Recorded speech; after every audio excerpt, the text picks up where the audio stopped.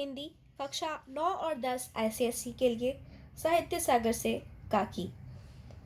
उस दिन बड़े सवेरे शामू की नींद खुली तो उसने देखा कि घर भर में कोहराम मचा हुआ है। उसकी माँ नीचे से ऊपर तक कपड़ा ओढ़े हुए कंबल पर भूमि शयन कर रही है और घर के सब लोग उसे घेर कर बैठे बड़े करुण ढंग से विलाप कर रहे हैं।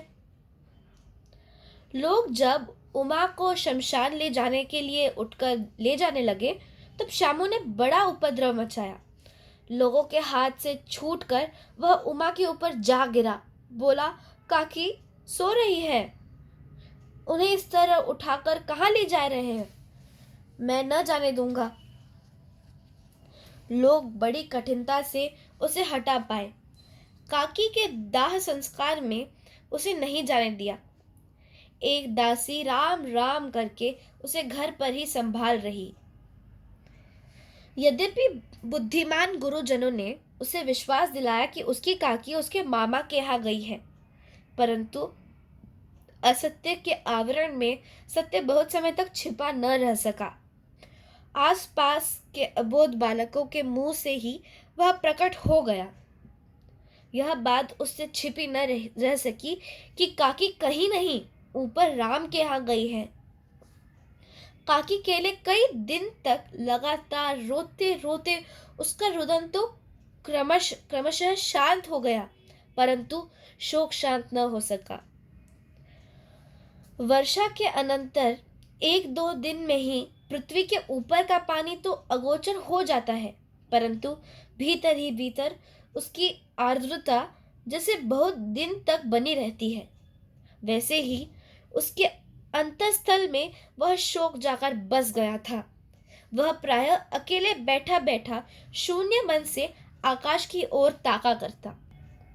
एक दिन उसने ऊपर आसमान में पतंग उड़ती देखी। न जाने क्या सोचकर उसका हृदय एकदम खिल उठा। विश्वेश्वर के पास जाकर बोला, काका मुझे एक पतंग मंगा दो। पत्नी की मृत्यु के बाद विश्वेश्वर अन्यमनस्क रहा करते थे। अच्छा मंगा दूंगा कहकर वे उदास भाव से कहीं और चले गए। शामू पतंग के लिए बहुत अंतकंठित था। वह अपनी इच्छा किसी तरह रोक ना सका। एक जगह खूंटी पर विश्वेश्वर का कोट टंगा हुआ था। इधर उधर देखकर उसने एक स्टूल सरका कर रखा और ऊपर चढ़कर कोट की जेब टटोली। उनमें से एक चवन्नी का आविष्कार करके वह तुरंत वहां से भाग गया। सुखिया दासी का लड़का भोला शामू का समवयस्क साथी था। शामू ने उसे चवन्नी देकर कहा, अपनी जीजी से कहकर गुपचुप एक पतंग और डोर मंगा दो। देखो खूब अकेले में लाना, कोई जान न पाए। पतंग आई। एक अंधेरे घर में उसमें डोर बांधी जाने लगी। शामू ने धीरे से कहा, भोला किसी से न कहो तो एक बात कहूं? भोला ने सिर हिलाकर कहा, नहीं किसी से नहीं कहूंगा। शामू ने सिर हिलाकर कहा, मैं यह पतंग ऊपर राम के यहाँ भेजूंगा। इसे पकड़कर काकी नीचे उतरेंगी। मैं लिखना नहीं जानता, नहीं तो इस पर उनका नाम लिख देता। भोला शामू से अधिक समझदार था। उसने कहा, बात तो बहुत अच्छी है, परंतु एक कठिनता है। यह डोर पतली है, इसे पकड़कर काकी उतर नहीं सकेंगी। इसके टूट जाने का डर है। पतंग में मोटी रस्सी हो तो सब ठीक हो जाएगा। शामू गंभीर हो गया।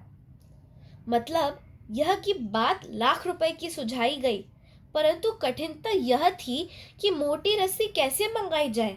पास में दाम है नहीं और घर के जो आदमी उसकी काकी को बिना दया माया के जला आए हैं, वे उसे इस काम के लिए कुछ नहीं देंगे। उस दिन शामू को चिंता के मारे बड़ी रात तक नींद नहीं आई।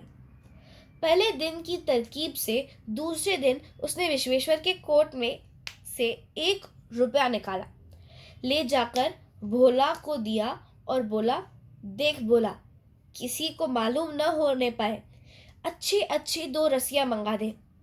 एक रस्सी ऊंची पड़ेगी, जवाहर भैया से मैं एक कागज पर काकी लिखवा दूंगा।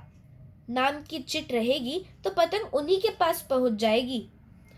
2 घंटे बाद प्रफुल्ल मन से शामू और भोला अंधेरी कोठरी में बैठे बैठे पतंग में रस्सी बांध रहे थे।